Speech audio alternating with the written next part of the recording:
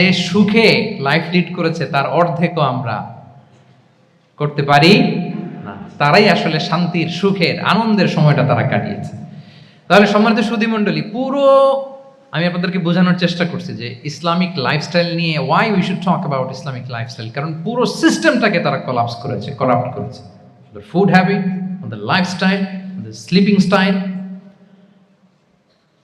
সব চেঞ্জ করেছে। তো এই জন্য আল্লাহর দেয়া ফিতরাতকে যেন আমরা প্রিজার্ভ করি, আমরা সচেতন হই। এখনই যদি সচেতন না হই, ডিজাস্টার আমাদের জন্য অপেক্ষা করছে।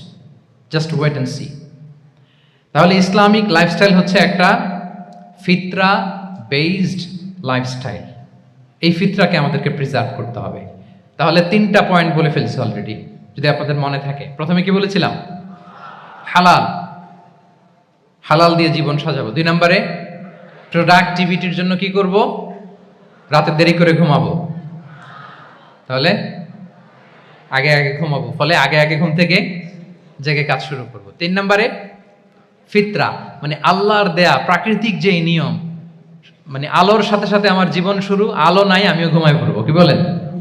আপনি উন্নত দেশে তো তাই হয়। জাপানে আমি কয়েকবার গিয়েছি, আগে আগে ঘুমায় পড়ে। ইভেন আমেরিকাতে আমি কয়েকবার গিয়েছি, অনেক অনেক শহরে 8টার পরে সুপার শপ বন্ধ, 8টার পরে ঘুম এরা। আমরা হাঁটছি কোন দিকে? আমরা একটু নিজেদেরকে প্রশ্ন করি। তাহলে 3 নাম্বার হচ্ছে ফিতরা বেসড যে লাইফস্টাইল, এটার দিকে আমাদেরকে ফিরে আসতে হবে।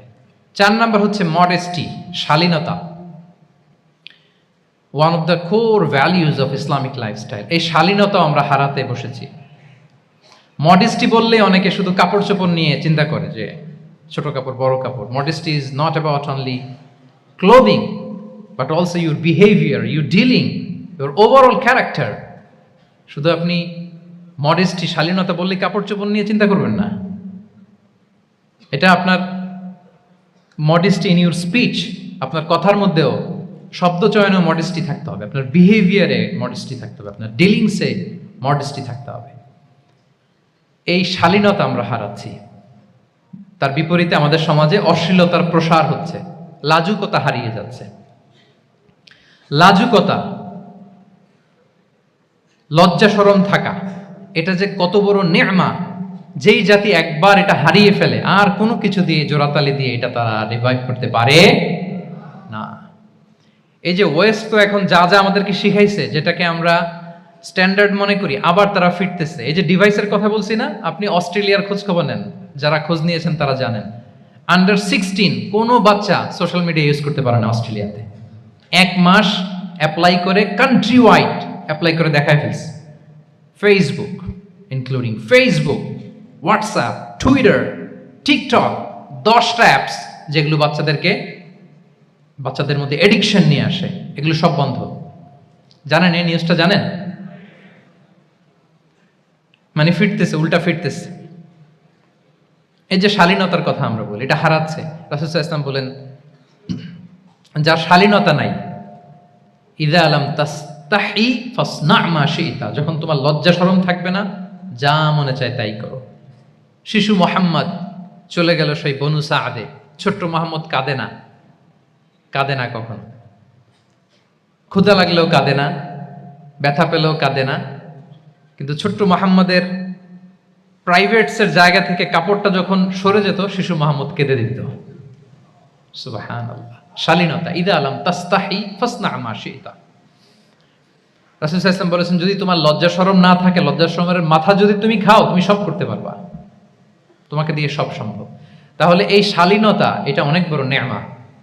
সম্মানিত বন্ধুরা, আজকে দিনকে দিন আমাদের সমাজ থেকে শালীনতা হারিয়ে যাচ্ছে, লাজুকতা হারিয়ে যাচ্ছে, নারী পুরুষ উভয় দিক থেকে। বিশেষ করে আমাদের বোনদেরকে টার্গেট করা হয়েছে। নারীদেরকে, আমাদের বোনদেরকে, তাদেরকে প্ররোচিত করা হচ্ছে, তাদের সামনে আইডিয়া হাজির করা হচ্ছে যে নারী যত বেশি নগ্ন হতে পারে, সে তত বড় সাহসী নারী। বলেন, আমাদের সমাজে পত্রপত্রিকা আপনারা দেখেন না এটা? যে নারী নিজেকে যত এক্সপোজ করবে, সে তত বড় কি সাহসী নারী। এই তকমা তাকে দেয়া হচ্ছে। এটা টোটাল কমপ্লিট শয়তানের একটা মিশন। শয়তানের প্রথম মিশন হচ্ছে বনি আদমকে বিবস্ত্র করা। কি করা? আল্লাহ তাআলা আদম আলাইহিস সালাম হাওয়া আলাইহিস সালামকে বলেছিলেন যে নিষিদ্ধ গাছ যেও না খেও না, শয়তানের প্ররোচনায় খেয়ে ফেলেছিলেন, সাথে সাথে জান্নাতের পোশাক খুলে পড়েছে। তার মানে শয়তানের প্রথম মিশন হচ্ছে মানুষকে কি করা? নগ্ন করা। মানুষকে কি করা? নগ্ন করা। তাহলে আমাদের বোনদেরকে এমন ভাবে তাদের সামনে উপস্থাপন করা হচ্ছে, প্ররোচিত করা হচ্ছে এবং বলা হচ্ছে নগ্নতার পথে যে বেশি হাঁটে সে নাকি তত সাহসী নারী। নাউযুবিল্লাহি মিন যালিক। তাহলে এই যে মানব জাতিকে বস্ত্রহীন করা, এটা শয়তানের একটা মিশন। তার বিপরীতে ইসলাম নারীকে সম্মান দিয়েছে, সম্মান করেছে। যে ঘরে প্রথমে কন্যা জন্মায়, খায়রুকুম মান বুখিরা বিল উনসা, সে ঘরটাকে আল্লাহ তাআলা বরকতময় করে দেয়। 2 সন্তান তো 2 জান্নাতের দরজা ওপেন। 2 কন্যা সন্তান, 3 কন্যা সন্তান তো 3টা জান্নাতের দরজা ওপেন। সুবহানাল্লাহ।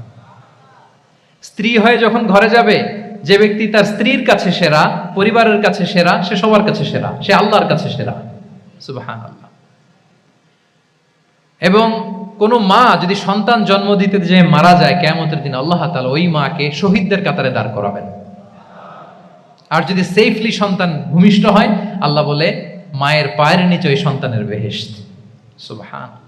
কিভাবে নারীর স্ট্যাটাস, মর্যাদাকে ইসলাম বাড়িয়েছে।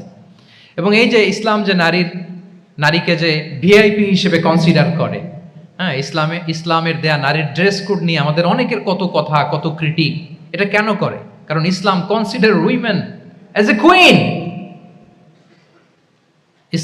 ইসলাম তো নারীকে রানী হিসেবে কনসিডার করে। কি হিসেবে বলেন? আচ্ছা বলেন, যে কুইন হবে, যে রানী হবে, তার একটা স্পেশাল ড্রেস কোড থাকবে না? তার একটা স্পেশাল প্রোটোকল থাকবে না? রানীর সাথে কি যা মনে চায় তা করা যায়, দেখা করা যায়, তার কাছে যাওয়া যায়? আল্লাহু আকবার। কারণ ইসলাম চায় নারীদের জন্য পৃথিবীটা নিরাপদ হোক। ইসলাম চায় নিজ গৃহে বা কর্মক্ষেত্রে নারীরা নিরাপদ থাক। ইসলামের যত ভ্যালিউজ আছে, যত রুলস এন্ড রেগুলেশন আছে, এটা আমাদের ভালোর জন্য, মানব জাতির কল্যাণের জন্য। তাহলে এই অশ্লীলতা থেকে আমাদের যোজন যোজন দূরে থাকতে হবে। If you talk about Islamic lifestyle, আমাদেরকে শালীনতা, মডেস্টি ফিরিয়ে আনতে হবে। You have to maintain modesty. আমি যদি আরো ডিপে যাই, দেখেন এই যে প্রত্যেকের হাতে এক একটা করে পর্ন হাব হয়ে গেছে এখন, হয়েছে না? পর্নোগ্রাফির সয়লাভ, বিকৃত যৌনাচারের সয়লাভ। এখন নতুন নামে নতুন সামাজিক জীবন, আমার ডিলিংস গুলো, আমার ট্রেড, আমার বিজনেস, আমার ব্যবসা, আমার বিয়ে শাদী, আমার বিহেভিয়ার, এগুলোকে অনেক সময় আমরা ইসলামের অনুশাসন অনুযায়ী মানতে চাই না। এগুলোর ক্ষেত্রে আমরা অনেক সময় ইসলামের অনুগামী হই না। এইখানে একটা ঝামেলা রয়ে গেছে আমাদের। কিন্তু মূল কথা হচ্ছে, আপনি ইসলামকে মানলে দ্য টোটাল প্যাকেজ আপনাকে মানতে হবে। এখানে কাটছাট করার কোনো সুযোগ আছে বলেন তো? আওয়াজ করে বলেন, কোন কাটছাটের সুযোগ কি আছে? কারণ কমপ্লিট প্যাকেজ, কমপ্লিট প্যাকেজ। জীবনের প্রতিটি অঙ্গনকে ইসলামের অনুশাসন দিয়ে সাজানো, বা জীবনের প্রতিটি অঙ্গনে ইসলামকে অনুশীলন করার নামই হচ্ছে ইসলামিক লাইফস্টাইল। মূলত ইসলামই একটা lifestyle. Islam is not merely a set of beliefs and rituals, rather it's a lifestyle. ইসলাম নিজেই একটা lifestyle that emphasizes justice, spirituality, integrity and modesty. আপনি যদি নিতে চান, আপনাকে পুরোটাই নিতে হবে, তাহলে কাটছাট করার সুযোগ নেই। এটা হচ্ছে প্রথম, first and foremost reminder tonight, যে ইসলাম একটা টোটাল প্যাকেজ, একটা কমপ্লিট প্রোগ্রাম, একটা হোলিস্টিক প্রোগ্রাম। এখানে পিক এন্ড চুজ করতে পারবো না আমরা। আপনি যদি আমাকে ইসলামী লাইফস্টাইলের উপরেই সেমিনারে কথা বলতে বলেন, I must say you have to take the entire package. পুরোটাই আপনাকে নিতে হবে। এই আইডিয়াটা ক্লিয়ার হয়েছে আমাদের সবার কাছে? সবার কাছে ক্লিয়ার তো? তাহলে পিক এন্ড চুজ করবো নাকি? শুনি নাই সবার কাছ থেকে। পিক এন্ড চুজ করা যাবে? কাটছাট করা যাবে? কিছু কিছু রুলস এন্ড রেগুলেশন আমার খুব ভালো লাগে, আমার জন্য খুব সুবিধা হয়, ওইটা নিলাম, বাকিগুলা কাটছাট করে দিলাম। তার মানে সহজভাবে পার্ট টাইম মুসলিম হওয়ার কোনো সুযোগ নেই, হলে ফুল টাইম হতে হবে। কাস্টমাইজড ইসলামের কোনো সুযোগ নেই, টোটাল প্যাকেজটাকে আমার অ্যাডাপ্ট করতে হবে। এটা হচ্ছে ইসলামিক লাইফস্টাইল। তো আজকের এই সেমিনারে আমি কিছু ট্রেটস বা the core values of Islamic lifestyle আপনাদের সাথে শেয়ার করবার চেষ্টা করব, যাতে করে ব্যাপারটা আরও ক্রিস্টাল ক্লিয়ার হয় যে আসলে what is Islamic lifestyle all about. আসলে এটা কি, কিভাবে এটা আমরা অ্যাডাপ্ট করব, কিভাবে এটার সাথে নিজেকে খাপ খাওয়াবো, কিভাবে এটা আমরা প্র্যাকটিস করব। তাহলে প্রাথমিক কথা অলরেডি ডান, যে কাটছাট আমরা করব না, পিক অ্যান্ড চুজ করবো না, টোটাল প্রোগ্রামটাই আমরা নেওয়ার চেষ্টা করব। তো এখন আমরা কিছু কোর ভ্যালিউজের কথা বলবো, যেগুলো দিয়ে ইসলামিক লাইফস্টাইলের মূল ধরনটা আমাদের কাছে ক্লিয়ার হবে। ইসলামিক লাইফস্টাইলের কথা যদি আমাদেরকে বলতে হয়, প্রথম যেই ট্রেড, যে ক্যারেক্টারিস্টিক্স বা ভ্যালিউর কথা আমাকে বলতে হবে, সেটা হচ্ছে the concept of halal and haram. If there is no halal and haram, there is no Islamic lifestyle, for sure I am telling you.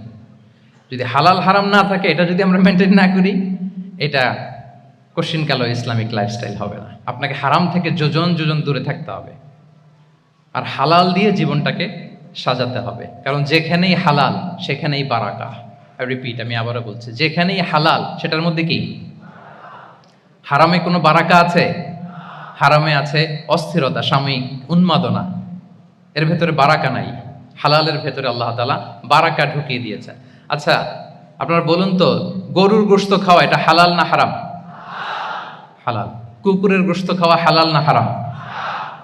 আচ্ছা, গরু বছরে বাচ্চা দেয় কয়টা? গাভী? আচ্ছা, একটা। কুকুর দেয় কয়টা? কয়টা? 7টা, 8টা, 10টা? ফ্যামিলি প্ল্যানিং নাই তো? দেদারসে দিচ্ছে। আচ্ছা, গরু হালাল, কুকুর হারাম। গরু বাচ্চা দেয় কয়টা? কুকুর দেদারসে দিচ্ছে। তারপরেও বলেন, আমাদের এই যে বাংলাদেশে আমাদের কুরবানির ঈদে লক্ষ লক্ষ গরু জবাই হয়, বিয়ের অনুষ্ঠানগুলোতে এত গরুর গোশত আমরা খাই, প্রতিদিনের চাহিদা মেটানোর জন্য তো কত গরু কুরবানি করা হয়। এরপরেও বলেন, বাংলাদেশে গরু বেশি না কুকুর বেশি? সবাই বলেন, গরু বেশি না কুকুর বেশি? কারণ কি? হালাল। কারণ কি? এই হালালে বরকত ঢুকিয়ে দিয়েছে কে? তাহলে if there is no concept of halal and haram, there is no Islamic lifestyle.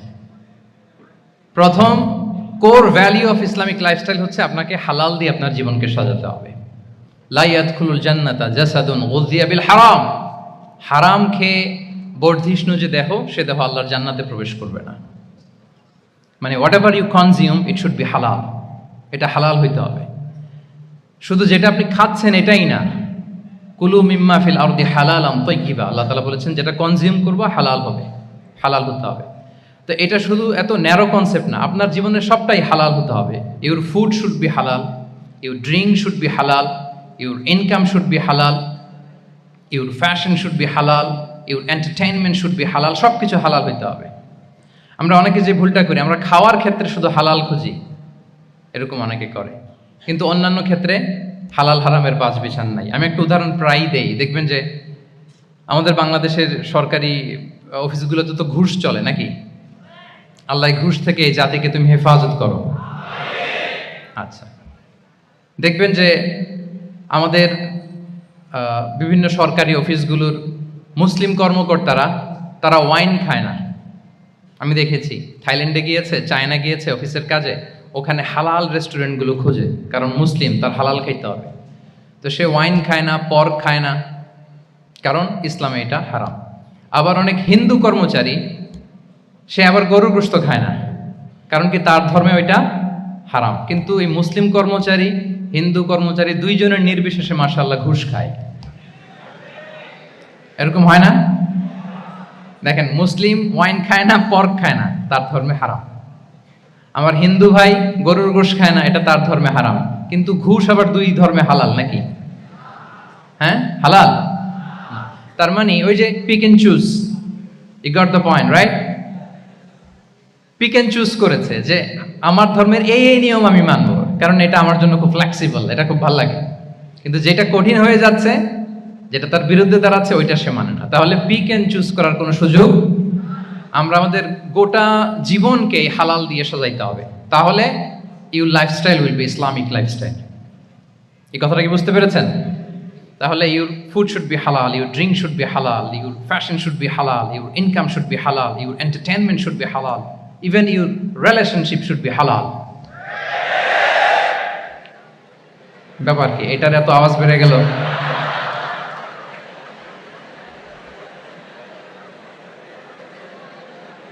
এটা কমন কমন পড়ে গেছে নাকি? আচ্ছা বলেন, হালাল রিলেশনশিপ কোনটা বলেন? এই যে, এই তো আসল জায়গায় হাত দিছি বোধহয়। আমাদের শিক্ষার্থী বন্ধুদের মধ্যে বিবাহিত আছি আমরা? হ্যাঁ, কারা কারা আছি দেখি তো।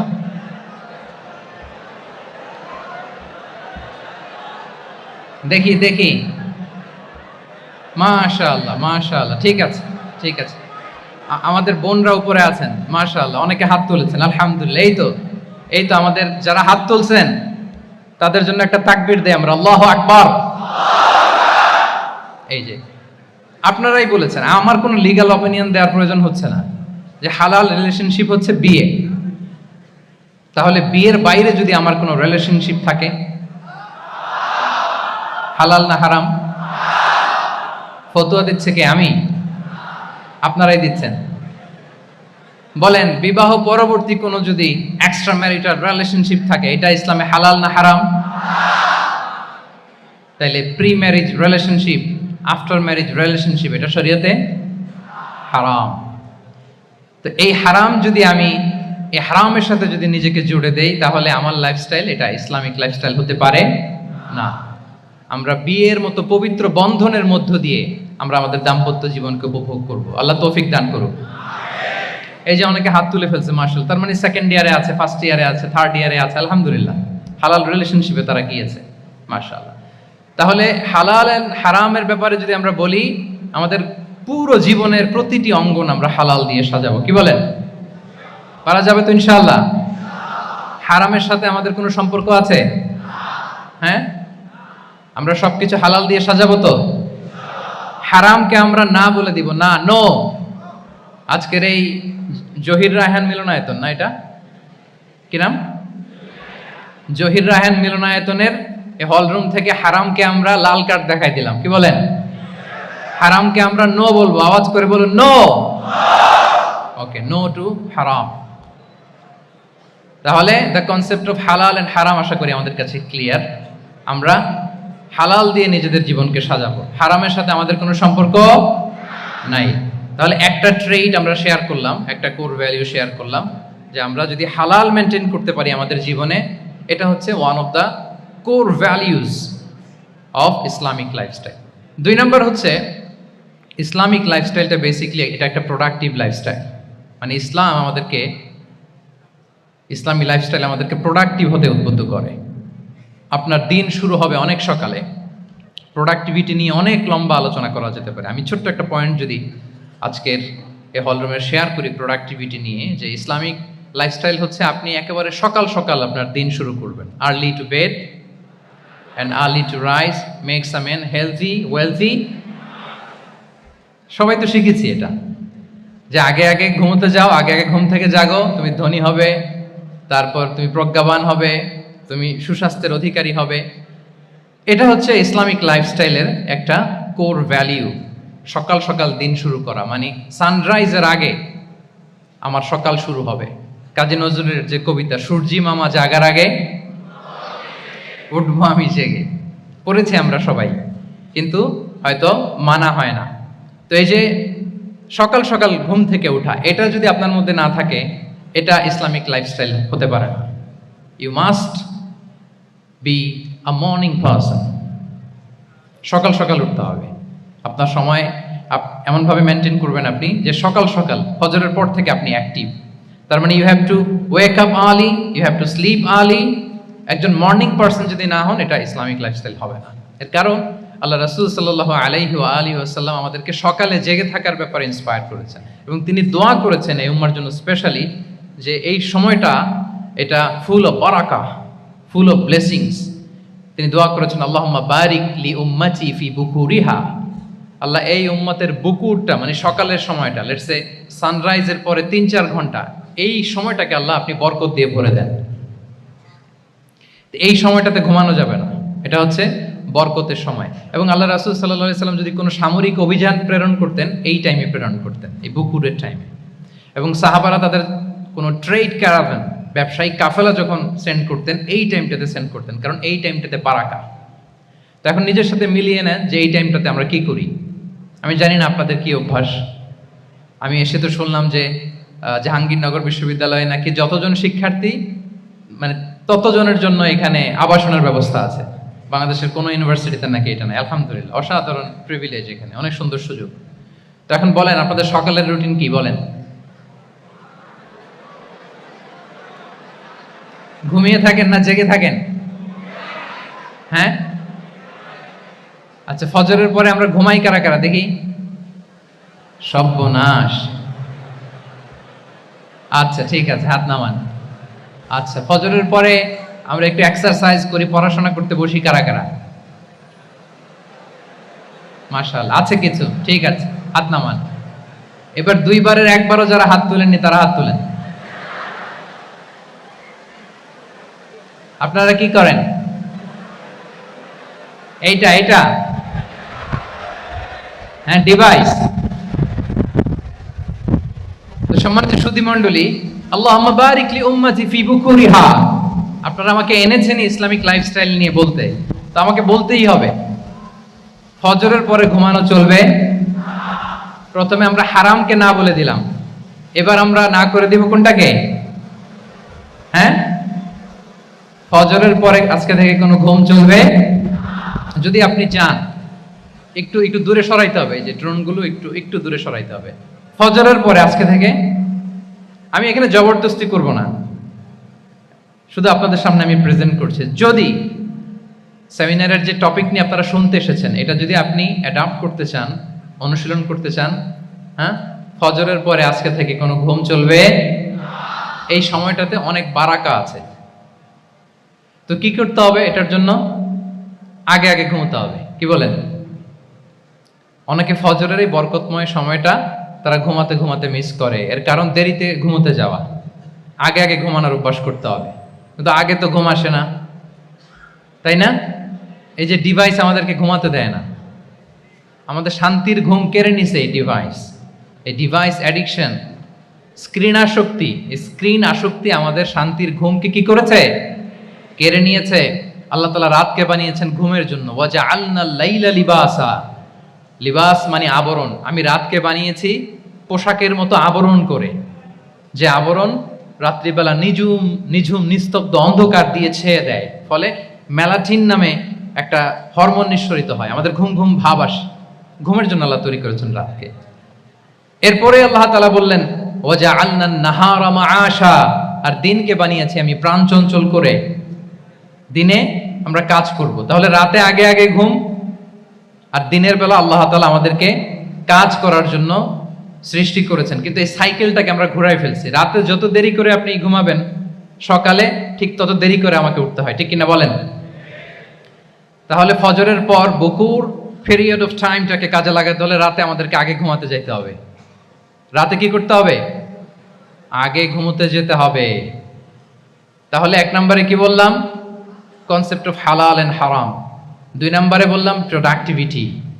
ইসলামিক লাইফস্টাইল হচ্ছে একটা প্রোডাক্টিভ লাইফস্টাইল। এটা মেনটেন করতে হলে প্রোডাক্টিভিটির অনেক কথা। একটা কথা হচ্ছে সকাল সকাল আপনার দিন শুরু করুন। কি পারা যাবে তো ইনশাআল্লাহ? সবাই একসাথে পড়ে ইনশাআল্লাহ। এই যে আমাদের দেরি করে রাতে ঘুম আসে, স্ক্রিন আসক্তি, এই ডিভাইস আমাদের আরামের ঘুম কেড়ে নিছে কেন জানেন?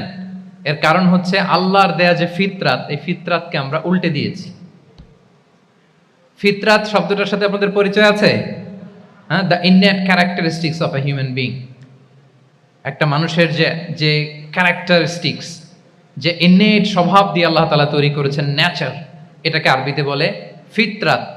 এই ফিতরাতের বিরুদ্ধে কিছু করা যাবে না। ইসলামিক লাইফস্টাইল হচ্ছে ফিতরা বেসড লাইফস্টাইল। ফিতরাতাল্লাহিল্লাতী ফাতারান নাসা আলাইহা লা তাবদীলা লিখালকিল্লাহ। আল্লাহর প্রকৃতির অনুসরণ করো, যে প্রকৃতি দিয়ে তিনি মানুষকে সৃষ্টি করেছেন। আর আল্লাহর সৃষ্টি কাঠামোর মধ্যে কোনো পরিবর্তন, কোনো বিকৃতি নেই। সুবহানাল্লাহ বিহামদি। তা আমরা এই ফিতরাতকে চেঞ্জ করে দেওয়ার কারণে এই ঝামেলা। আমরা সবাই এই ফিতরাতের উপর জন্মেছি। কুল্লু মাউলুদিন ইউলাদু আলাল ফিতরা ফাআবাওয়াহ ইউহাউবিদানি আও ইউনাসসিরানি আও ইউমাজ্জিসানি, প্রতিটি নিউ বর্ন বেবি তারা ফিতরাতের উপর জন্মায়, মানে নবজাতক সন্তান ইসলামের উপর জন্মায়। কিন্তু বাবা মা তাকে হয় ইহুদি বানায়, নাসারা বানায় বা অগ্নি উপাসক বানায়। তাহলে এই যে ফিতরাত, আল্লাহর দেয়া ফিতরাতকে যখন আমরা চেঞ্জ করেছি, আমাদের জীবন থেকে বারাকা উঠে গিয়েছে। ফিতরাতকে যদি আরো সহজ করে আমি আপনাদেরকে বুঝাই, তাহলে ফিতরাত হচ্ছে যা কিছু স্বাভাবিক, যা কিছু কল্যাণকর, যা কিছু ভালো, তাই ফিতরাত। আই রিপিট, সুপ্রিয় শিক্ষার্থী বন্ধুরা, ফিতরাত হচ্ছে যা কিছু স্বাভাবিক, যা কিছু ভালো, যা কিছু কল্যাণকর, তাই কি? তাই ফিতরাত। এই যে এখন আরবি কোন মাস চলছে বলেন তো? রজব।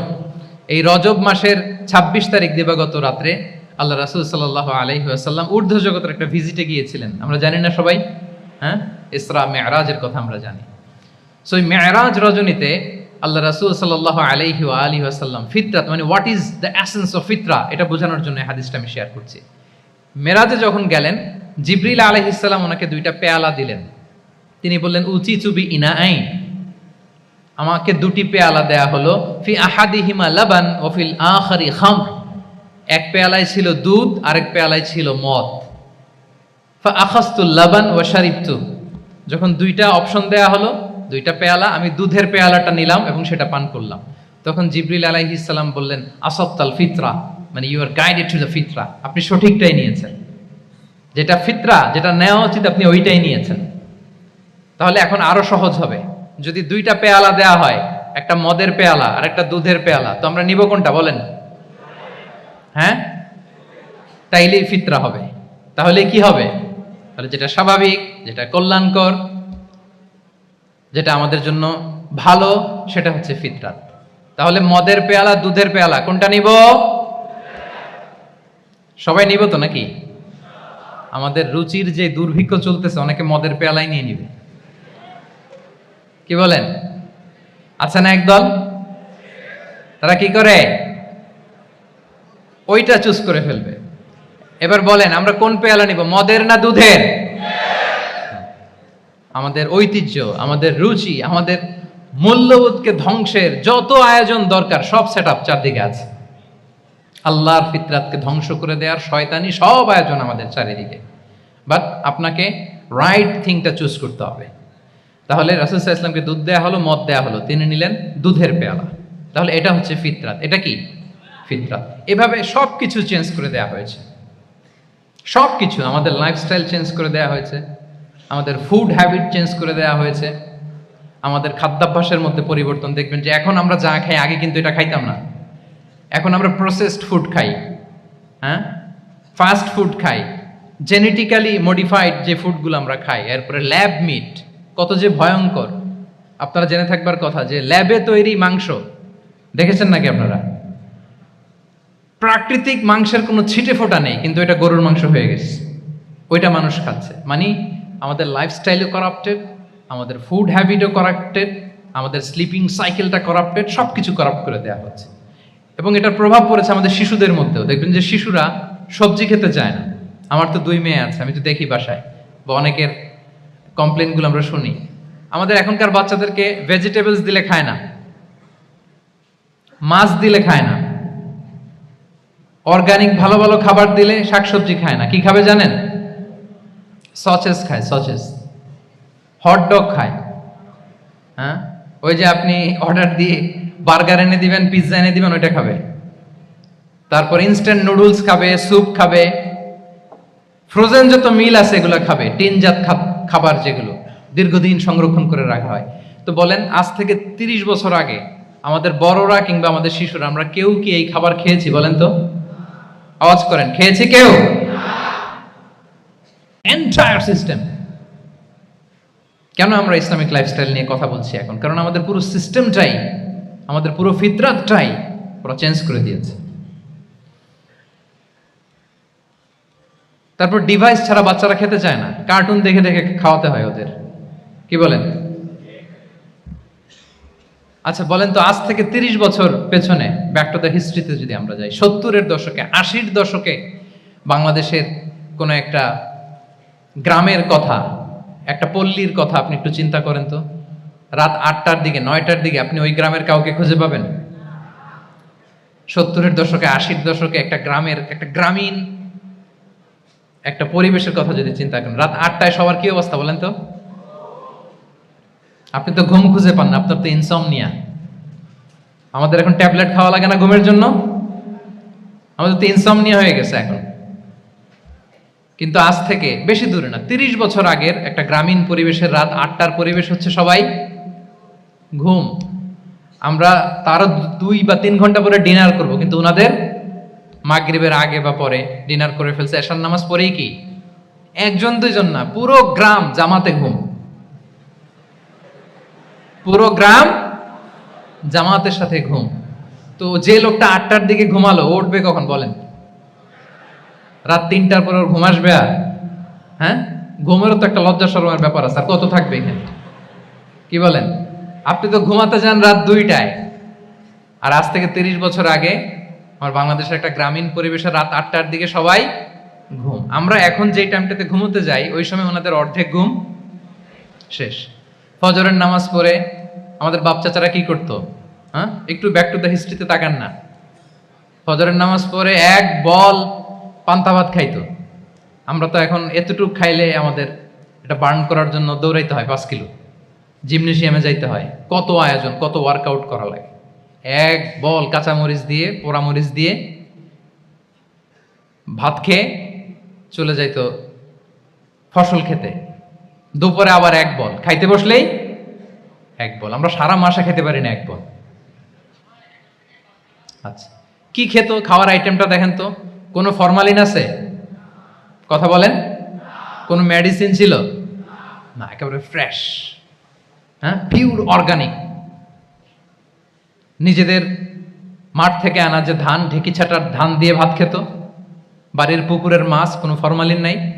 নিজের চাষ করা সবজি খেত, গোয়ালের দুধ খেত। আমরা অনেকে মনে করি যে আমাদের এই যে সায়েন্স এন্ড টেকনোলজিক্যাল অ্যাডভান্সমেন্টের যুগে আমরা বোধহয় খুব সুখে আছি, আমাদের দাদা পরদাদারা বোধহয় এত সুখ করে যায় নাই। ওনারা যে সুখ করে গেছে তা আমরা চোখেও দেখিনি। আমার দাদা পরদাদারা যে সুখে লাইফ লিড করেছে তার অর্ধেকও আমরা করতে পারি না। তারাই আসলে শান্তির, সুখের, আনন্দের সময়টা তারা কাটিয়েছে। কথা ক্লিয়ারলি বুঝতে পারতেছেন? আমি যদি রয়ে সয়ে কথা বলি তো বুঝতে পারবেন আপনারা? ক্লিয়ারলি মেসেজগুলো আমি আপনাদের সামনে পৌঁছে দিচ্ছি। তাহলে কয়টা গেল? 4টা। হালাল, প্রোডাক্টিভিটি, প্রিজার্ভিং ফিতরা এন্ড ফাইনালি মডেস্টি। 4টা কাভার। 5 নম্বরে হচ্ছে ইসলামিক লাইফস্টাইল যদি আমরা মেনটেন করি, we must have to be optimistic, hopeful, আশাবাদী হইতে হবে। মুমিনের ডিকশনারিতে হতাশা নেই। আমরা হতাশ হই না, আমরা নিরাশ হই না, আমরা ভরসা রাখি এক মহান সত্তার উপর। আওয়াজ করে বলুন, তিনি কে? শয়তানের মিশন হচ্ছে আমাদেরকে হতাশ বানানো। আমি স্টেজে ওঠার আগে সম্মানিত স্যার বলতেছিলেন যে আপনি একটু আশাবাদী করবেন আমাদের নারী শিক্ষার্থীদের ব্যাপারে, আমাদের ছেলে শিক্ষার্থীদের কয়েকটা ইস্যু স্যার বললেন যে কিছু ফ্রাস্ট্রেশন তাদের মধ্যে কাজ করে। আজকে আপনাদের ডিকশনারি থেকে ফ্রাস্ট্রেশনকে একেবারে অমিট করে দিয়ে যাব। বলেন, বিশ্বাসীদের ডিকশনারিতে হতাশা বলে কোনো শব্দ আছে? ফ্রাস্ট্রেশন আছে? কারণ শয়তানের মিশন হচ্ছে আমাদেরকে হতাশ বানানো। কি বানানো? শয়তান আমাদেরকে আশাবাদী করতে চায় না, সে চায় আমরা যেন হতাশ হই। আমি ভুল করেছি, পাপ করেছি, অন্যায় করেছি, তো শয়তান সেই পাপের সাগরে আমাকে হাবুডুবু খাওয়াতে চায়। বলে আর অনেক ভুল হয়ে গেছে, অনেক দূর তুই চলে এসেছিস, আর আল্লাহ তোকে ক্ষমা করবে না, থাক এখানেই থাক, করতে থাক। এরকম শয়তান টেম্পটেশন দেয়, প্রভোকেশন করে। কিন্তু শয়তান জানে না যে আল্লাহর রহমতের দরিয়া কত বড়। শয়তানের মিশন হচ্ছে আমাদেরকে হতাশ বানানো, আর আল্লাহর বাণী আমাদের হৃদয়ে আশা জাগায়, আশাবাদী করে তোলে। আল্লাহর এই কিতাবের, কোরআনের প্রতিটি আয়াতে পরতে পরতে পাবেন আপনি মোটিভেশন, ইন্সপিরেশন। আল্লাহু আকবার। লা তাহজান ইন্নাল্লাহা মা'ানা। মনকে তুমি বুঝিয়ে বলো আল্লাহ আছেন আমার সাথে। জাহাঙ্গীরনগর বিশ্ববিদ্যালয়ের আমার সুপ্রিয় শিক্ষার্থী বন্ধুরা, এই বাক্যটি নিজের জীবনের জন্য, নিজের জীবনের সাথে সেট করে নেন। মনকে তুমি বুঝিয়ে বলো আল্লাহ আছেন আমার সাথে। বিপদে আপদে, আমাদের লাইফে আপস এন্ড ডাউনস থাকে, সব মুহূর্তে আমরা এই কথাটা খেয়াল করব যে কেউ যদি আমাকে হেল্প করার জন্য নাও থাকে, এক মহান সত্তা আছে, তিনি কে? আল্লাহ রাসূল সাল্লাল্লাহু আলাইহি ওয়াসাল্লাম আবু বকর রাদিয়াল্লাহু তাআলা আনহু গারে সাউরে হিজরতের রাতে লুকিয়ে আছেন, কুরাইশরা খুঁজতেছে, আবু বকর রাদিয়াল্লাহু তাআলা আনহু তটস্থ, না জানি ধরা পড়ে যায়। তিনি বলছেন কুরাইশরা আমাদের এত পাশ দিয়ে যাচ্ছে, একটু মাথা নিচু করলে দেখে ফেলবে আমাদের। রাসূল সাল্লাল্লাহু আলাইহি ওয়াসাল্লাম বললেন যে ভয় পেও না আবু বকর, তুমি কি ভেবেছো আমরা এখানে গুহাতে দুইজন? না না, এই গুহায় আমরা দুজন নই, আমাদের সাথে একজন মহান সত্তা আছে, তিনি কে? আমরা তিনজন এখানে। লা তাহজান ইন্নাল্লাহা মা'ানা, ভয় পেও না, হতাশ হয়ো না, নিশ্চয় আল্লাহ আমাদের সাথে আছেন। আল্লাহ তাআলা সরাসরি কথাটাকে কোরআনে কোট করেছেন যে লা তাহজান ইন্নাল্লাহা মা'ানা। তাহলে সুপ্রিয় বন্ধুরা, এই বাক্যটা আমাদের খেয়াল রাখতে হবে যাদের মধ্যে ফ্রাস্ট্রেশন কাজ করে, যে মনকে তুমি বুঝিয়ে বলো কে আছেন আমার সাথে? আল্লাহ আছেন আমার সাথে। এরকম কোরআনের পরতে পরতে অনেক আয়াত পাবেন। লা তাইয়াসু মির রাউহিল্লাহ ইন্নাহু লা ইয়াইয়াসু মির রাউহিল্লাহি ইল্লাল কওমুল কাফিরুন, আল্লাহর রহম থেকে নিরাশ হয়ো না। কাফিররা ছাড়া কেউ আল্লাহর রহম থেকে নিরাশ হয়? আমি আপনি আমাদের জীবনে কত ভুল করেছি, কত অন্যায় করেছি, কতটাই বা পাপ করেছি। মনে রাখবেন, আমাদের পাপ যত বড় হোক, আল্লাহর রহমতের দরিয়া তার চাইতেও বড়। ইন্না মা'আল উসরি ইউসরা ফাইন্না মা'আল উসরি ইউসরা, and verily with every hardship there is an ease. প্রত্যেক কষ্টের পরেই থাকে স্বস্তি। এই বাক্যগুলো কি আপনাকে মোটিভেশন দেয় না? এই কথাগুলো কি আপনাকে চাঙ্গা করে না? আপনার জীবনে ইন্সপিরেশন হয়ে আসে না এই কথাগুলো? ওয়ালা তাহিনু ওয়ালা তাহজানু ওয়া আনতুমুল আ'লাউনা ইন কুনতুম মুমিনিন, চিন্তা করো না, হতাশ হয়ো না, তোমাদেরই বিজয় হবে যদি তোমরা মুমিন হও। আল্লাহু আকবার। তাহলে আপস এন্ড ডাউনস থাকবে, এবং মুমিন জীবনে তো হতাশা থাকবেই না। কারণ আমার জীবনে যদি কোনো কষ্টের ঘটনা ঘটে, এটার জন্য আমি রিওয়ার্ড পাবো।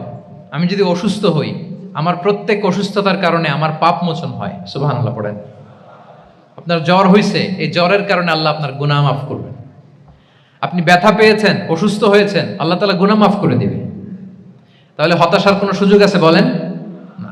মুমিন জীবনে হতাশার কোনো সুযোগ নেই। রাসূল সাল্লাল্লাহু আলাইহি ওয়াসাল্লাম বলেন, মা ইউসিবুল মুসলিমা মিন নাসাব ওয়ালা ওয়াসাব ওয়ালা হাম্মিন ওয়ালা হুজনিন ওয়ালা আযান ওয়ালা গাম্মিন হাত্তা শাওকাতি ইউশাকুহা ইল্লা কাফারাল্লাহু বিহা মিন খাতায়া।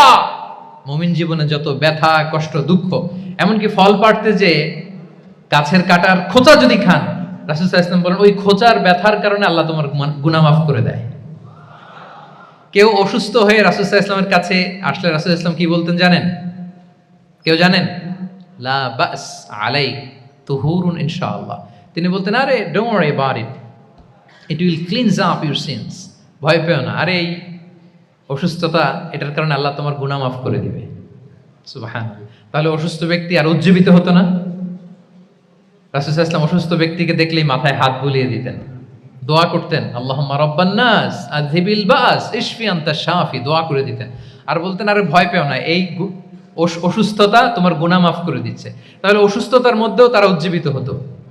আমরা মানুষকে আশাবাদী করব, ভয় দেখাবো না। অসুস্থ মানুষকে ভিজিট করতে গেলে আপনারা কি করেন? ভয় দেখান নাকি? না, আশাবাদী করবেন, বলবেন যে আরে কি অসুস্থতা, আপনার দেখে দেখে অনেক সুস্থ লাগতেছে, বলতে পারবেন না? কিন্তু আমরা কি করি?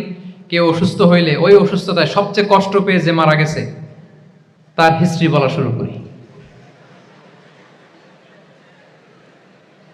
এরকম করে না অনেকে? ধরেন যে একজন ক্যান্সারের পেশেন্টকে দেখতে গেছেন, এইবার যে আপনার কোন খালা ক্যান্সারে কিভাবে ধুকে ধুকে মরছিল, ওই হিস্ট্রি আপনি বয়ান দিতে শুরু করছেন। বেচারা বাঁচবে? যা একটু সুস্থ ছিল ওইটাও তো অসুস্থ বানাই দিয়েছেন। কি বলেন?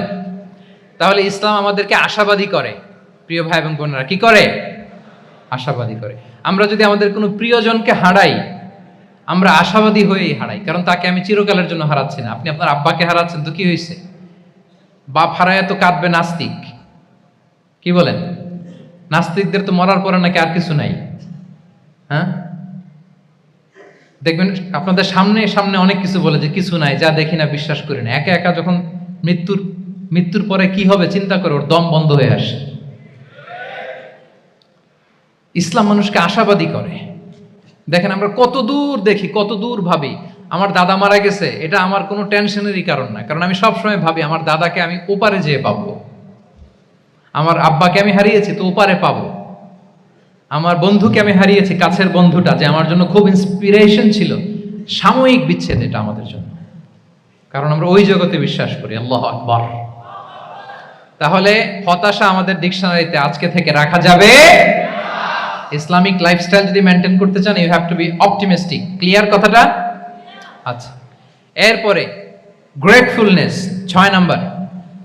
গ্রেটফুলনেস, আপনাকে কৃতজ্ঞ হইতে হবে, শুকরগুজার হইতে হবে। আমরা অনেকে কমপ্লেইন করি খুব বেশি, না এটা ভুল। সম্মানিত সুধীমণ্ডলী, be grateful with what you have. যা আছে এটা নিয়ে শুকরগুজার হন, আপনার জীবনটাকে আল্লাহ সুন্দর করবে। তাহলে কমপ্লেইন করব না, আমরা শুকরগুজার হব। রাসূল সাল্লাল্লাহু আলাইহি ওয়াসাল্লাম বলেছেন, তোমার চেয়ে যে খারাপ অবস্থানে আছে তার দিকে তাকাও, যে ভালো আছে তার দিকে তাকিও না। হ্যাঁ, যে ভালো আছে তার মতো আপনি হওয়ার চেষ্টা করবেন। আপনার গোল থাকবে, I am not talking about the goals and plans, your plan and goal should be bigger and bigger. But আপনি ও খুব ধনী, ও খুব ভালো আছে এটা দেখে কষ্ট পাবেন না, কারণ আপনি খেয়াল করেন যে আপনার চেয়ে অনেক খারাপ অবস্থানে আছে অনেকে, ওর দিকে তাকালে দেখবেন যে আপনার আর খারাপ লাগতেছে না। শেখ সাদি রাহিমাহুল্লাহ, বিখ্যাত কবি, নাম শুনেছেন না? ওনার একবার পায়ে দেওয়ার মতো জুতা ছিল না। কি ছিল না? সবাই বলুন, কি ছিল না? জুতা। তো উনি একবার রাস্তা দিয়ে হাঁটতেছেন, হঠাৎ দেখেন এক লোকের 2টা পাই নাই। কি নাই? শুকরগুজার হলেন, চিৎকার করে বললেন আলহামদুলিল্লাহ, যে আল্লাহ অনেক ভালো আছি, আমার জুতা নাই এজন্য মন খারাপ, ওর তো পাই নাই। হ্যাঁ, এজন্য বেঁচে যে আছি এজন্যই আলহামদুলিল্লাহ। লা ইন শাকারতুম লা আযীদান্নাকুম ওয়া লা ইন কাফারতুম ইন্না আযাবি লাশাদীদ। আল্লাহ বলেন, যদি শুকরিয়া করো, শুকরগুজার হও, আমি আল্লাহ নিয়ামত বাড়িয়ে দেব। যদি নাশুকরি করো, জেনে রাখো আমার শাস্তি কঠিন। তাহলে বেঁচে যে আছি এজন্যই কি পড়া উচিত? জাহাঙ্গীরনগর বিশ্ববিদ্যালয় আওয়াজ করেন, বেঁচে যে আছি এজন্য কি পড়বো? আপনি যে অবস্থানে থেকে খুশি না, ভাল লাগে না আপনার, যে হায় রে আমি তো লুজার, আমার কিচ্ছু নাই, আপনার এই অবস্থানে পৌঁছাটা অনেকের জন্য স্বপ্ন। মানে যেটা পেয়ে আপনি হ্যাপি না, অতটুকু হইতে পারাটা অনেকের কি স্বপ্ন। আপনাকে যদি জিজ্ঞেস করি, ভাই কি চান, কি লাগবে বলেন, কি চান, তা আপনি বলবেন যে শেখ আমি ধনী হইতে চাই, আমার একটা ব্রাইট ক্যারিয়ার চাই, আমি টাকা চাই, আমি খ্যাতি চাই, আমি ক্ষমতা চাই, এটা কত যে চাওয়ার ফিরিস্তি আমাদের। আপনি একটু একটা ক্যান্সার হসপিটালে জানতো, ক্যান্সারের 3rd স্টেজে চলে আসছে, ধুকে ধুকে লাস্ট স্টেজে চলে আসছে। আপনার তো অনেক কিছু চাই, আপনি ওকে একটু জিজ্ঞেস করেন যে ভাই আপনি কি চান? ও টাকা চায় না? ক্যান্সারের রোগী টাকা চাবে? খ্যাতি চাবে? ব্রাইট ক্যারিয়ার চায়? সে কি চায় বলেন তো একটু? সে একটু বাঁচতে চায়। যে ভাই তুমি কি চাও? বলবে আমি কিছু চাই না, একটু বাঁচতে চাই। বার্ন ইউনিটে যদি কখনো যাওয়ার সুযোগ হয়, দেখবেন যে চিৎকার করে তারা, এত কষ্ট, এই দহনের কারণে এত কষ্ট, তারা চিৎকার করতে থাকে হসপিটালকে কাঁপিয়ে। আপনি ওকে একটু জিজ্ঞেস করবেন, ভাই কি চাও? বলেন তোর চাওয়াটা কি? ও শুধু বাঁচতে চায়, কিন্তু ওই বেঁচে থাকা নিয়ে তো আমাদের কোনো ফিলিংসই নাই। আমরা যে বেঁচে আছি এটা যে শুকরগুজার হওয়ার অনেক বড় একটা কারণ, আমরা এরকম করে ভাবিই না। এজন্য সুপ্রিয় সুধী মণ্ডলী, আমরা যে বেঁচে আছি এজন্য আলহামদুলিল্লাহ। শুধু বেঁচে থাকার কারণে আমরা কি পড়বো? তাহলে গ্রেটফুলনেস, আপনি যদি ইসলামিক লাইফস্টাইলে নিজেকে অভ্যস্ত করতে চান, আপনার যেমনি অপটিমিস্টিক হইতে হবে, এট দ্য সেম টাইম আপনাকে কি হইতে হবে? গ্রেটফুল হইতে হবে। 7 নম্বরে তাওয়াক্কুল, put you trust on Allah, because only he can help you, only he can protect you. And when you put your trust on Allah, you are in a divine shield. আপনি যখন আল্লাহর উপর নিজেকে ন্যস্ত করেন, আপনি একটা ডিভাইন, একটা প্রোটেকশনের ভেতরে থাকেন। বিশ্বাসীরা কি করে? আল্লাহর উপর ভরসা করে। কি করে? কার উপর? তদবিরের উপর, লবিং এর উপর, মামা চাচা? তাহলে আল্লাহর উপর ভরসা হবে। কার উপর? ফাইদা আযামতা ফাতাওয়াক্কাল আলাল্লাহ, আল্লাহর উপর ভরসা করব। এমনকি ঘর থেকে বের হওয়ার সময় রাসূল সাল্লাল্লাহু আলাইহি ওয়াসাল্লাম আমাদেরকে বলেছেন আল্লাহর উপর তাওয়াক্কুল করো। আমরা কি দোয়া পড়ি বলেন তো ঘর থেকে বের হয়ে? বিসমিল্লাহি তাওয়াক্কালতু আলাল্লাহ। এই তাওয়াক্কুল নিয়ে আমাদের অনেক মিসকনসেপশন আছে। আমাদের মধ্যে একটা প্রবণতা আছে, অনেকে বলে যে যা হবে হবে, আল্লাহ ভরসা। বলে যে যা হবে হবে, কি ভরসা? কথা বলতে হবে তো আমার সাথে। আপনারা কি বোরিং হচ্ছেন? ওরে আল্লাহ, অনেক রাত হয়ে গেছে, তো শেষ করে দেই তাহলে। আর কয়েক মিনিটের মধ্যে শেষ করবো ইনশাআল্লাহ। তাহলে অনেকের মধ্যে একটা প্রবণতা আছে, তারা বলে যে যা হয়েছে হয়েছে, কি ভরসা? যা করে আল্লাহ, আল্লাহ ভরসা। এটা it's not the concept of তাওয়াক্কুল। এটা তাওয়াক্কুল নয়। ইসলামে তাওয়াক্কুল is always at the second step. The first step is your effort. প্রথমে আপনি চেষ্টা করবেন, এরপরে আপনি আল্লাহর উপর তাওয়াক্কুল করুন। কিছু না করে যদি বলেন আমি আল্লাহ ভরসা, এটা আল্লাহ ভরসা হয়েছে? এটা আপনার মন গড়া একটা কথা হয়েছে, কিন্তু এটা তাওয়াক্কুল হয়? আমাদের অনেকে অলসতা, অকর্মণ্যতা, অপারগতা, হীনমন্যতা এগুলোর তাওয়াক্কুল বানায় ফেলেছে। হাত গুটায় বসে থাকবে, কাজ করবে না, অলস, আর বলে কি আল্লাহ ভরসা। রিজিকের মালিক আল্লাহ, কিছু করবে না আর বলে আল্লাহ ভরসা। প্রিয় ভাইরা, রাসূল সাল্লাল্লাহু আলাইহি ওয়াসাল্লাম তিনি অলসতা, অকর্মণ্যতা, হীনমন্যতা, কাপুরুষতা, ভীরুতা এগুলো থেকে আল্লাহর কাছে পানাহ চেয়েছেন। নিজের সাধ্যের সবটুকুন তিনি করেছেন, তারপরে আল্লাহ ভরসা করেছেন। এবং পাখিকে ইসলামে তাওয়াক্কুলের মডেল বানানো হয়েছে। রাসূল সাল্লাল্লাহু আলাইহি ওয়াসাল্লাম বলেন, লাউ আন্নাকুম তাতাওয়াক্কালুনা আলাল্লাহি হাক্কা তাওয়াক্কুলিহি লা রাযাকাকুম কামা ইয়ারযুকুত তুয়ুর তাগদু খিমাসান ওয়া তারুহু বিতানা। মানে তোমরা যদি পাখির মতো তাওয়াক্কুল করো, তাহলে পাখিকে আল্লাহ যেমন রিজিক দেয় তোমাদেরকেও রিজিক দিবে। পাখি কি করে বলেন তো?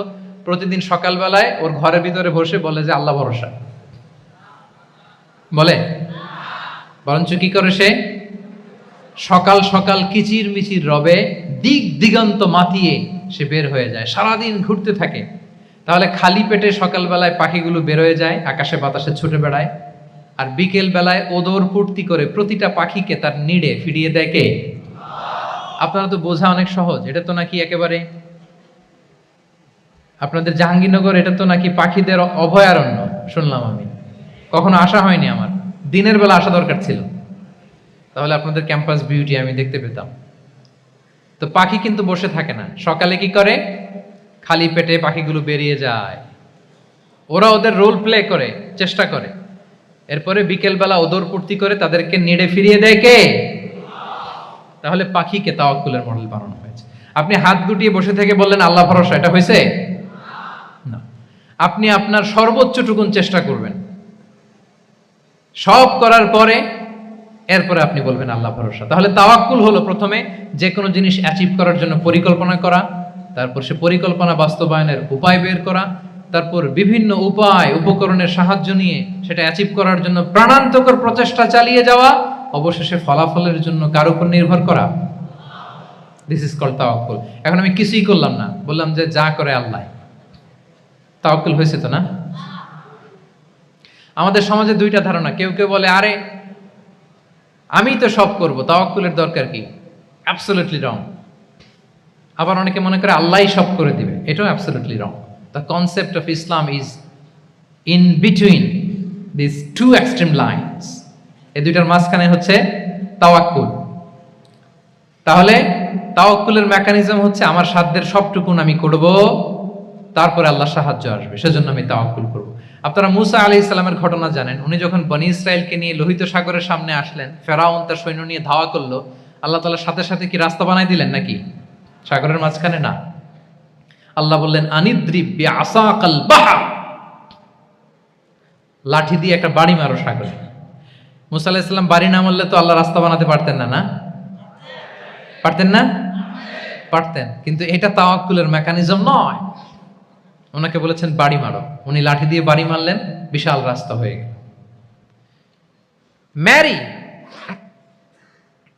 মারিয়াম আলাইহিস সালাম যখন ঈসা আলাইহিস সালামকে ডেলিভারি করলেন, ক্লান্ত শ্রান্ত ক্ষুধার্ত, কি খাবেন?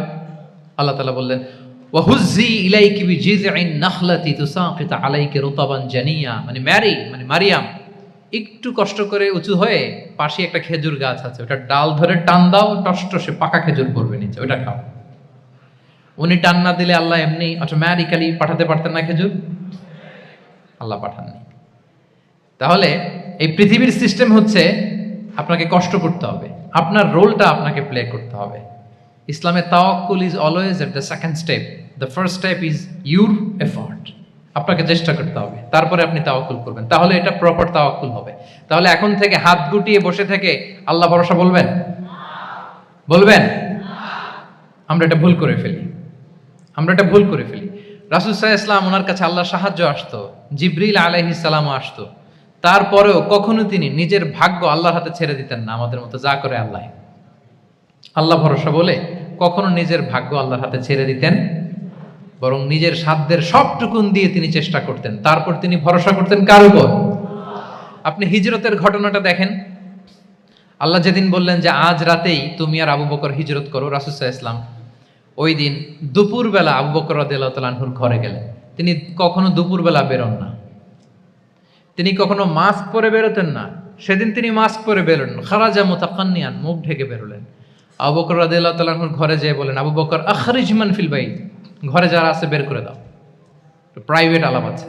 আবু বকর রাদিয়াল্লাহু তাআলা আনহু বলেন, ইয়া রাসূলুল্লাহ, আসমা আর আয়েশা, একজন তো আপনার পরিবার আর একজন তার বোন, আমরাই তো, বলেন। রাসূল সাল্লাল্লাহু আলাইহি ওয়াসাল্লাম আশ্বস্ত হলেন, বললেন যে আজ রাতেই আমরা হিজরত করব, আজ রাতেই। মক্কা থেকে মদিনা হচ্ছে উত্তর দিকে, কোন দিকে? আপার নর্থ। তিনি মক্কা থেকে মদিনায় হিজরত করবেন উত্তরে, কিন্তু তিনি বের হলেন দক্ষিণ দিক দিয়ে, শত্রুর চোখে ধুলি দেওয়ার জন্য। দেখেন, দিনের বেলা বেরোলেন না, রাতে বেরোলেন। দেখেন, একটার পর একটা প্রিকশন। দুপুরে বেরোলেন, চেহারা ঢেকে বেরোলেন, প্রাইভেসি মেনটেন করলেন। ডেস্টিনেশন এদিকে, বের হলেন এই দিক দিয়ে, সবার চোখের অন্তরালে তিনি বের হলেন। এবং তিনি আবু বকর রাদিয়াল্লাহু তাআলা আনহুকে বললেন, সবাই যেই পথে মদিনা যায় আমরা কিন্তু ওই পথে যাব না, ক্যারাভানগুলো যেই পথে যায় ওই পথে না, সাওয়াহিলি একটা আনইউজুয়াল রুট ধরে আমরা যাব, সাগরের পার ঘেঁষে ঘেঁষে, যাতে ওরা বুঝতে না পারে। এই জন্য আবু বকর রাদিয়াল্লাহু তাআলা আনহু একজনকে ভাড়া করলেন, আব্দুল্লাহ ইবনে উরাইকেত নামে, যে আনইউজুয়াল রাউটটা চিনে, যে সাগরের পাশ ঘেঁষে চলে যাওয়া পথ দিয়ে মক্কা থেকে রাসূল সাল্লাল্লাহু আলাইহি ওয়াসাল্লামকে মদিনায় পৌঁছায় দেবে। 2টা উট তিনি 2 মাস ধরে এটাকে নার্চারিং করে রাখলেন। 3 দিন আবু বকর রাদিয়াল্লাহু তাআলা আনহু এবং রাসূল সাল্লাল্লাহু আলাইহি ওয়াসাল্লাম গারে সাউরে অবস্থান করলেন 3 দিন, যাতে করে বুঝতে পারেন যে মক্কায় তাদের ব্যাপারে কি বলা হয়। এবং আবু বকর রাদিয়াল্লাহু তাআলা আনহুর ছোট্ট ছেলে আব্দুল্লাহকে অ্যাসাইন করা হলো যে, আব্দুল্লাহ, তুমি তো ছোট মানুষ, তুমি প্রতিদিন মক্কার বাজারে যেয়ে শুনবা যে আমাদের ব্যাপারে কুরাইশরা কি বলে। নিশ্চয়ই তারা তন্ন তন্ন হয়ে আমাদেরকে খুঁজবে, না পেয়ে ওরা কি কি পলিসি নেয় এটা এসে আমাদেরকে জানাবো। সুবহানাল্লাহ। ছোট্ট আব্দুল্লাহ মক্কার বাজারে কে কি বলে শুনে গোয়েন্দার মতো করে, স্পাইয়ের মতো করে সে তথ্যগুলো নিয়ে, খাবার নিয়ে গারে সাউরে প্রতিদিন ইনফরমেশন পাস করে আসতো, আবার খাবার দিয়ে আসতো। আচ্ছা বলেন তো, এই ছোট্ট আব্দুল্লাহ যেই পথে যায়, মরুভূমির উপরে তার ফুটপ্রিন্ট আছে না? আব্দুল্লাহর ফুটপ্রিন্ট। তো কোরাইশরা তো তন্ন তন্ন হয়ে রাসূল সাল্লাল্লাহু আলাইহি ওয়াসাল্লামকে খুঁজতেছে, ডানে বায়ে, সামনে পেছনে, সব জায়গায়। তারা যদি আব্দুল্লাহর ছোট্ট পায়ের ছাপ পায় আর সেটাই যদি ফলো করে, তাহলে ডিরেক্টলি তারা কোথায় যেয়ে পৌঁছবে? রাসূল সাল্লাল্লাহু আলাইহি ওয়াসাল্লামের কাছে, গারে সাউরে। আল্লাহ রাসূল সাল্লাল্লাহু আলাইহি ওয়াসাল্লাম কি করলেন? আবু বকর রাদিয়াল্লাহু তাআলা আনহু কি করলেন? আমির ইবনে ফুহায়রা নামে আরেকটা লোককে অ্যাসাইন করলেন, যে 3 দিনের জন্য আব্দুল্লাহ যখন তথ্য নিয়ে খাবার দিয়ে চলে যাবে, আমির ইবনে ফুহায়রা, তোমার কাজ হচ্ছে যেই পথ দিয়ে আব্দুল্লাহ হেঁটেছে এই পথ দিয়ে তুমি আমাদের ছাগলগুলোকে একটু চড়াই দিবা। তাহলে ওখানে ওই বাচ্চার আর ফুটপ্রিন্ট থাকবে না, ওই ছাগলগুলোর পায়ের ছাপ থাকবে। অনেক লম্বা ঘটনা, এরকম একটার পর একটা প্রিকশন আল্লাহ রাসূল সাল্লাল্লাহু আলাইহি ওয়াসাল্লাম এবং আবু বকর রাদিয়াল্লাহু তাআলা আনহু ওনারা নিয়ে তারপরে হিজরতের পথে রওনা হয়েছেন। এবং যখন রওনা হয়েছেন, রাসূল সাল্লাল্লাহু আলাইহি ওয়াসাল্লাম ডানে বায়ে তাকান না, তিনি কোরআন তেলাওয়াত করছিলেন। হি ওয়াজ রিসাইটিং দ্য কোরআন, কারণ now he is in the state of tawakkul, এখন তিনি তাওয়াক্কুল করতেছেন। তাহলে বলেন তো, তাওয়াক্কুল কি শুরুতে না শেষে? তারপরে কতটা শেষে? আপনার চেষ্টা, আপনার তদবির, আপনার লবিং, আপনার এফর্ট, আপনার সাধ্যের নাগালে থাকা সব কিছু উজাড় করে দেওয়ার পরে আপনি বলবেন তাওয়াক্কালতু। আমরা করি কি? আমরা কি করি? আল্লাহ ভরসা। ভাই কি প্ল্যান আপনার? হুজুর আল্লাহ ভরসা। এবার বলেন এটা হয়েছে? এটা কি আসলে দ্য প্রপার কনসেপ্ট অফ তাওয়াক্কুল হয়েছে প্রিয় ভাই এবং বোনেরা? হয় নাই। কারণ তাওয়াক্কুল is always at the second step, the first step is you referred. আপনি আপনার সাধ্যের সবটুকু করবেন, তারপর কি করবেন? ক্লিয়ার? সব শেষ। কথা হচ্ছে আপনি যদি ইসলামিক লাইফস্টাইল মেনটেন করতে চান, আপনাকে উম্মাহ সেন্ট্রিক অ্যাটিটিউডের অধিকারী হইতে হবে। উম্মাহ সেন্ট্রিক। আমাদের মুসলিম উম্মাহ একটা দুঃখী উম্মাহ, নেতৃত্বহীন উম্মাহ, বলিষ্ঠ নেতৃত্বের অভাবে এদিক থেকে লাথি মারলে আমরা এদিকে যাই, এদিক থেকে মারলে এদিকে যাই। শুধু একটা স্ট্রং লিডারশিপের অভাব, ঠিক কিনা বলেন? এই যে আমাদের রোহিঙ্গা ভাইয়েরা 10 মিলিয়ন আসছে, ওনারা এখন 1 মিলিয়ন আসছে, 10 লাখ, এখন বোধহয় 2 মিলিয়ন প্লাস হয়ে গেছে বা 3 মিলিয়ন হয়ে গেছে। আমি গত মাসে গিয়েছিলাম রোহিঙ্গা ক্যাম্পে দেখার জন্য তাদের কি অবস্থা। এমন মানবতার জীবনযাপন তারা করতেছে। ধর্মে তারা কোন ধর্মের বলেন তো? আমাদের ভাই, আমাদের বোনেরা, তাদের কোনো সলিউশন নাই। কাশ্মীরের ভাই বোনদের কি অবস্থা দেখেন তো। আর গাজার অবস্থা নাই বা বললাম।